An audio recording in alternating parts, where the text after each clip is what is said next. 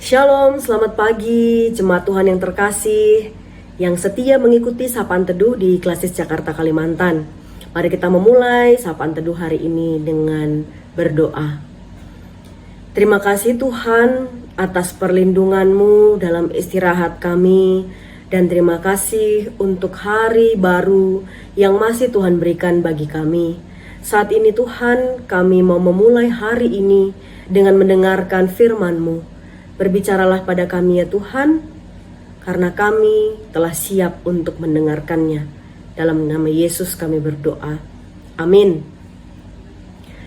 Bapak Ibu Saudara, mari kita baca firman Tuhan dari Keluaran 20 ayat yang ke-16. Jangan mengucapkan saksi dusta tentang sesamamu. Satu ayat dari salah satu hukum Taurat, yakni hukum Taurat yang ke-9 yang menjadi dasar perenungan kita pada hari ini. Hukum Taurat yang ke-9 ini konteks aslinya dimaksudkan dalam hal persidangan, supaya orang-orang jangan mengucapkan kebohongan, jangan bersaksi dusta pada saat ia menjadi saksi dalam sebuah persidangan. Bersaksi palsu itu sama dengan memfitnah. Dan hukum Taurat mengatakan supaya setiap orang menyuarakan kebenaran, dan ini artinya harus menjadi orang yang jujur.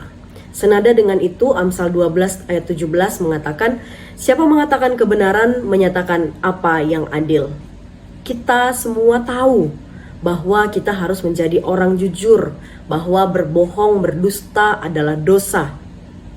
Tapi mengapa orang masih juga sampai saat ini berbohong? Kenapa orang masih melakukannya?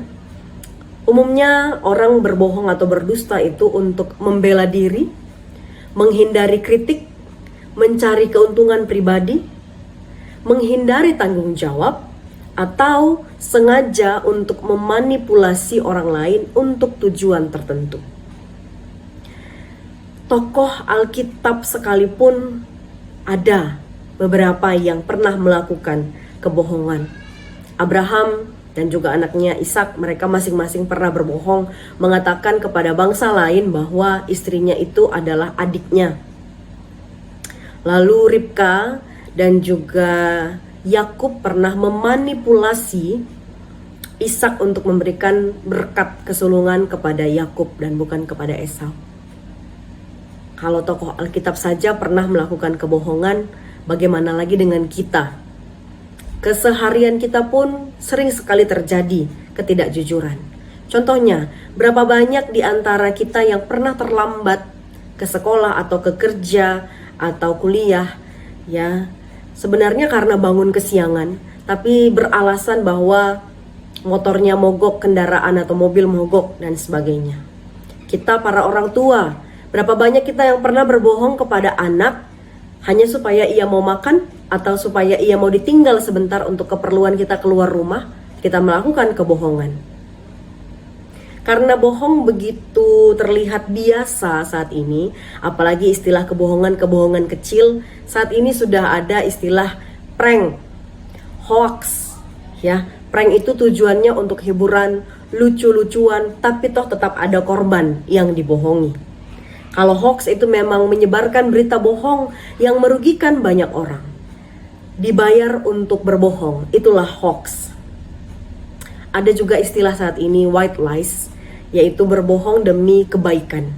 Ketika kita mengetahui satu informasi dari seseorang, tentang seseorang, ya, yang mungkin kalau orang ini tahu, dia akan sakit hati.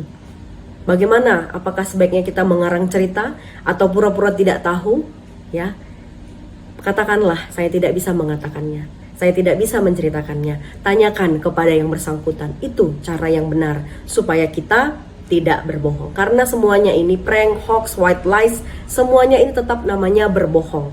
Dan firman Tuhan mengatakan pada kita untuk berkata jujur. Itulah yang Tuhan mau. Berdusta tentang sesama itu adalah fitnah. Dan mari hari ini kita diingatkan untuk menjaga lidah, menjaga hati, supaya kita jangan menjadi orang yang suka melebih-lebihkan atau mengurang-ngurangi informasi, mengurang-ngurangi kata-kata, sehingga menimbulkan masalah baru. Karena akibat dari berdusta, akibat dari berbohong itu banyak. Kepada diri sendiri, kita akan merasakan ketidaktenangan. Kita akan gelisah, takut ketahuan, tidak enak hati dengan orang yang pernah mungkin kita fitnah atau kita bohongi. Artinya, diri sendiri merasakan tidak ada damai sejahtera. Yang kedua, akibatnya adalah relasi kita dengan orang lain. Terkikisnya rasa percaya. Orang menjadi curiga pada kita. Perkataan kita tidak bisa lagi dipercaya. Dan yang ketiga adalah relasi orang lain dengan sesamanya. Gara-gara fitnah yang disebarkan, itu bisa merusak hubungan orang lain dengan sesamanya karena fitnah itu. Anak-anak Tuhan harus jadi orang yang bisa dipercaya. Anak-anak Tuhan harus menjadi orang yang jujur. Menjadi orang jujur itu beresiko, tetapi menjadi orang yang tidak jujur jauh lebih beresiko. Karena itu ada firman Tuhan di Matius 5 ayat 37 mengatakan, "Jika ya, hendaklah kamu katakan ya, jika tidak, hendaklah kamu katakan tidak. Apa yang lebih daripada itu berasal dari si jahat." Inilah firman Tuhan yang mengingatkan kita hari ini untuk tidak melakukan dusta, kebohongan, tetapi terus berlatih, terus mau menjadi orang yang jujur, menyatakan kebenaran. Tuhan menolong kita melakukan firman-Nya. Mari kita berdoa. Terima kasih Tuhan untuk firman-Mu yang mengingatkan kami pada hari ini untuk lebih lagi menjaga tutur kata kami, agar kami tidak menjadi orang yang mengurangi atau melebihkan kata-kata, terlebih tidak melakukan fitnah, tetapi kami menjadi orang yang jujur, berkata benar, dan kami boleh menjaga relasi yang baik dengan Tuhan dan sesama. Tolong kami Tuhan dengan kuat kuasa Roh Kudus-Mu untuk melakukan firman yang sudah kami dengarkan. Pada pagi hari ini pun Tuhan, kami berdoa untuk guru-guru KKR, para pelayan Tuhan yang sudah Engkau panggil untuk melayani anak-anak-Mu. Tuhan senantiasa memberkati dan menguatkan pelayanan guru KKR. Tuhan berkati dalam setiap karya yang mereka kerjakan. Tuhan juga berkati pekerjaan dan keluarganya, sehingga Tuhan boleh dilakukan pelayanan ini dengan penuh sukacita dan mengandalkan Tuhan saja. Terima kasih Bapa di surga. Inilah doa kami dan kami siap memulai hari ini dengan semangat yang baru, dengan sukacita yang baru, dan kami mau menunjukkan bahwa kami anak-anak Tuhan kemanapun kami pergi. Di dalam nama Yesus kami berdoa dan mengucap syukur. Mari kita tutup dengan doa Bapa kami. Bapa kami yang di surga, dikuduskanlah namamu, datanglah kerajaan-Mu, jadilah kehendak-Mu di bumi seperti di surga. Berikanlah kami pada hari ini makanan kami yang secukupnya, dan ampunilah kami akan kesalahan kami, seperti kami juga mengampuni orang yang bersalah kepada kami. Dan janganlah membawa kami ke dalam pencobaan, tetapi lepaskanlah kami daripada yang jahat, karena Engkaulah yang punya kerajaan dan kuasa dan kemuliaan sampai selama-lamanya. Amin. Selamat pagi, selamat beraktivitas. Tuhan Yesus memberkati. Salam sehat.